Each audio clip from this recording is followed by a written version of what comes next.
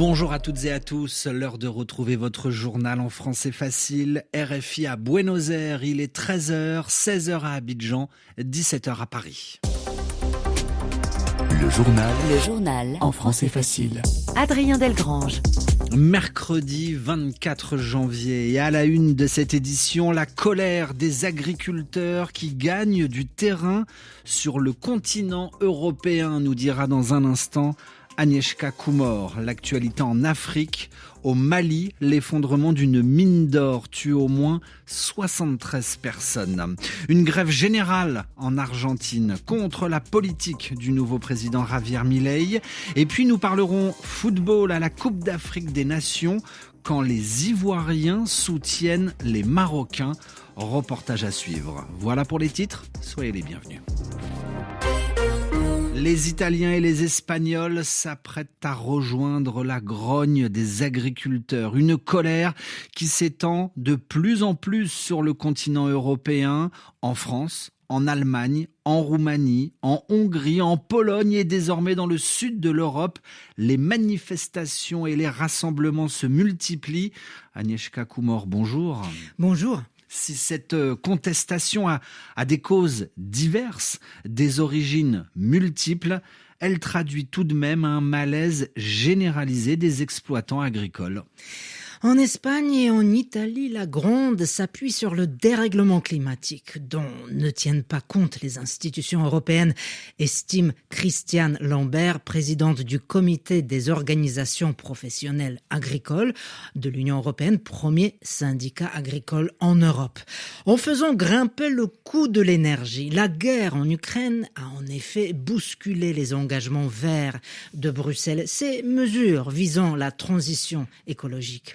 C'est aussi la multiplication des normes environnementales qui cristallise la colère des agriculteurs en Pologne. Les Polonais, tout comme leurs collègues roumains, dénoncent la concurrence déloyale des produits ukrainiens qui arrivent sans taxe en Europe par les couloirs de solidarité. Et en Allemagne, plus précisément, Agnieszka Kumor, on se rend compte que c'est la suppression des subventions sur les carburants, en l'occurrence le diesel, qui a mis le feu aux poudres.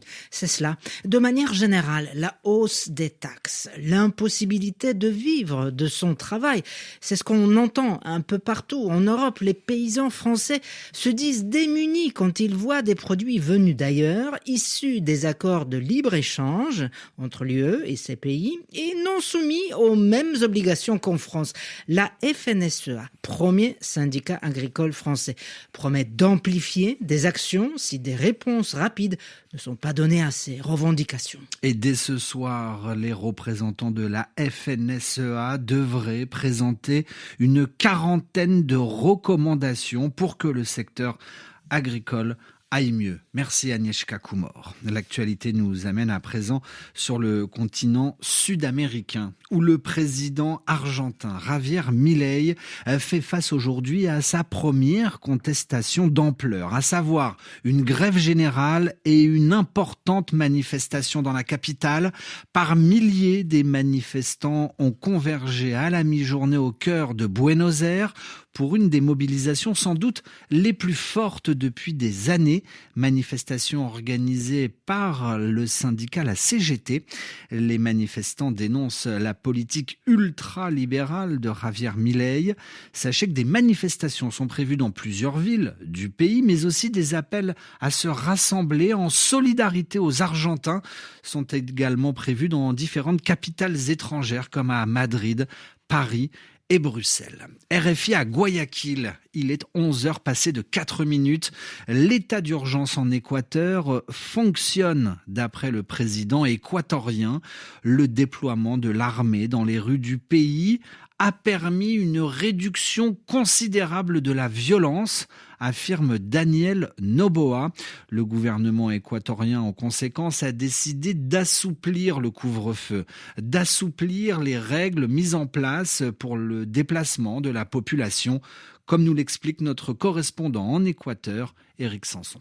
La présence massive de militaires et policiers dans les rues a réduit le nombre d'homicides quotidiens de 27 à 11, selon le président de la République, Daniel Noboa. Dans les 160 cantons où le risque est considéré comme bas, le couvre-feu est supprimé.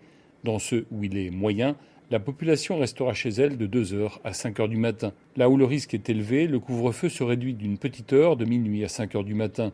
Guayaquil reste zone rouge, ce qui n'étonne pas Pedro Granja, directeur de l'Institut latino-américain d'études antimafia. Le taux de criminalité à Guayaquil a augmenté de 30%. En Équateur, on a 44 morts violentes pour 100 000 habitants, mais à Guayaquil, on en a 115. Et si la situation sécuritaire reste tendue à Guayaquil, c'est bien parce que la ville est une plaque tournante du trafic de drogue. Guayaquil a une géographie qui rend possible l'utilisation de navires de fort tonnage pour exporter d'énormes quantités de drogue vers Rotterdam, Anvers ou encore Gioia Tauro, un port italien de Calabre contrôlé par la mafia de la 'Ndrangheta.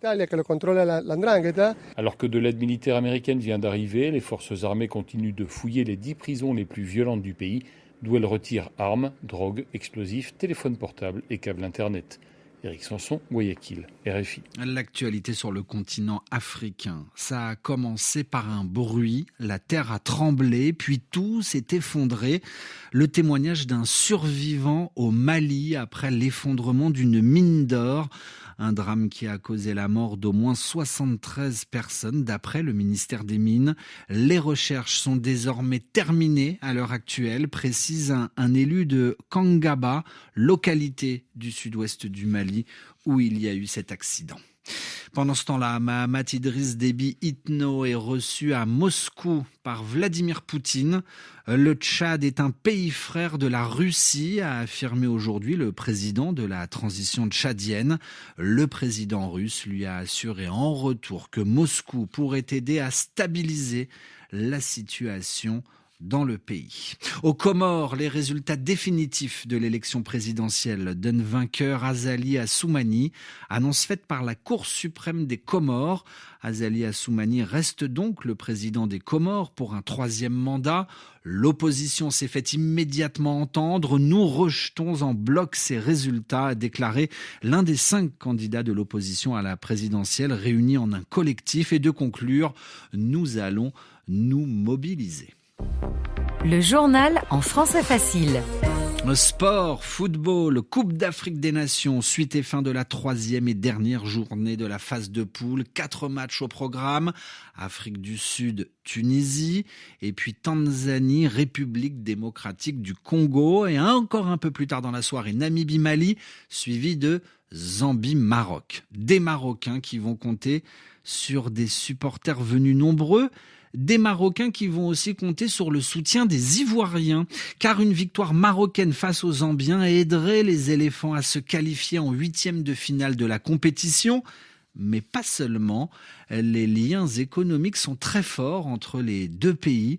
Les entreprises marocaines sont légion dans la ville de San Pedro, comme a pu s'en rendre compte Martin Guez. C'est beaucoup, chapeau, les sacs au dos, c'est-à-dire on peut même pas citer tout. L'attirail complet d'un lion de l'Atlas, paré, docker au port de San Pedro, a choisi son camp. Les supporters marocains ont distribué des maillots rouges à toute la ville et n'avaient même pas besoin de ça pour obtenir le soutien des locaux. On supporte Maroc. Ils donnent le t-shirt à les supporters, donc nous, on veut toujours que la Maroc reste la CAN et puis on va les supporter, comme la Côte d'Ivoire. Le Maroc, également équipe de cœur du jeune Armel, étudiant, et qui travaille de temps à autre avec la communauté marocaine de la ville. Moi, c'est le Maroc que je supporte, puisque les gars, ils investissent ici.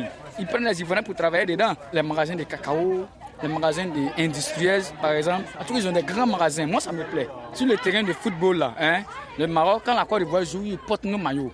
Ils sont avec nous. Pourquoi ? Parce que c'est des frères. Roland, propriétaire d'un petit restaurant de plage, tire le même constat.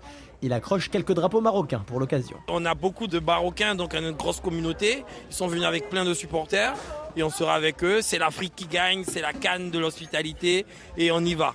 L'hospitalité bien sûr et un petit coup de pouce sportif. On ne dit pas non plus. Maroc n'a qu'à les gagner pour que nous on passe. Même si les gens n'ont pas parti, moi-même il est parti pour aller supporter Maroc, pour que Maroc gagne et puis Côte d'Ivoire passe. Ah mais c'est ça, il faut qu'on les supporte. Voilà, j'ai pas l'attaque d'Ivoirien. Martin Guez, Alice Ménard, San Pedro, RFI. Et la Coupe d'Afrique des Nations, nous en parlons tout de suite dans Radio Foot International avec Annie Gasnier.